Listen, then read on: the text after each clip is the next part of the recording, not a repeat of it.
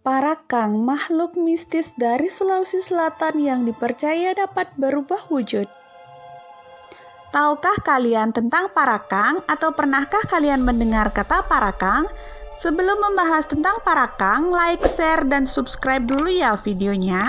Jangan lupa aktifkan loncengnya, gratis.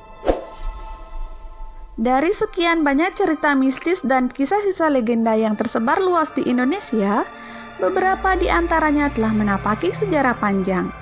Dan khusus di daerah Sulawesi Selatan, parakang merupakan satu dari sekian makhluk yang jika disebut membuat masyarakat cukup ngeri. Masyarakat Bugis Makassar meyakini bahwa parakang bisa berupa apa saja di sekitar kita. Karena itu, makhluk ini disebut-sebut sebagai ancaman yang tak kentara. Tidak puas mengganggu, makhluk gaib ini juga tak segan untuk menghabisi nyawa korbannya. Nah, seperti apa kisah parakang yang tersebar di masyarakat? Berikut ini pembahasannya. Parakang, jelmaan orang biasa yang gagal belajar ilmu hitam. Menurut kepercayaan masyarakat sekitar Sulawesi Selatan, parakang awalnya adalah manusia biasa.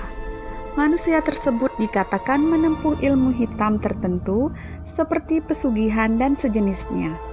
Sayangnya, di tengah-tengah ritual mereka gagal atau tak sanggup melakoni beratnya tahapan. Karena hal itu, manusia dengan ilmu hitam yang setengah-setengah menempel di tubuhnya akhirnya berubah menjadi makhluk jadi-jadian. Selain itu, masyarakat juga meyakini bahwa darah parakang bisa diturunkan seseorang pada anak cucunya. Wah, serem juga ya. Wujud makhluk jadi-jadian parakang. Di keadaan normal, wujud parakang dikatakan tak ubahnya manusia biasa. Namun saat makhluk gaib ini beraksi, matanya terlihat seram dengan bola berwarna merah menyala, lidah cukup panjang yang kadang dijulurkan keluar, kulit keras dan tebal, kuku tajam memanjang serta tak mempan tembus apa saja. Bisa berubah kapanpun dan dimanapun. Tak seperti makhluk gaib lain yang kerap berubah wujud di malam hari, parakang justru tak mengenal waktu perubahan. Entah itu siang atau malam hari, bahkan dimanapun mereka berada, parakang bisa berubah dengan mudahnya sesuai kehendak yang mempunyai ilmu. Tak hanya berubah menjadi penampakan seram, parakang juga mampu menjelma hewan dan benda. Cara membedakan parakang dan hewan atau benda sungguhan. Meski memiliki kemampuan menjelma menjadi hewan atau benda di sekitar kita, parakang tetaplah makhluk yang tidak sempurna. Karenanya, jelmaan mereka memiliki perbedaan mencolok yang dengan mudah bisa diketahui orang lain. Misalnya, saat berubah menjadi hewan kucing atau anjing, bagian kaki belakang lebih panjang. Selain itu, cara lain hewan perwujudan dari parakang cenderung menunduk di bagian depan.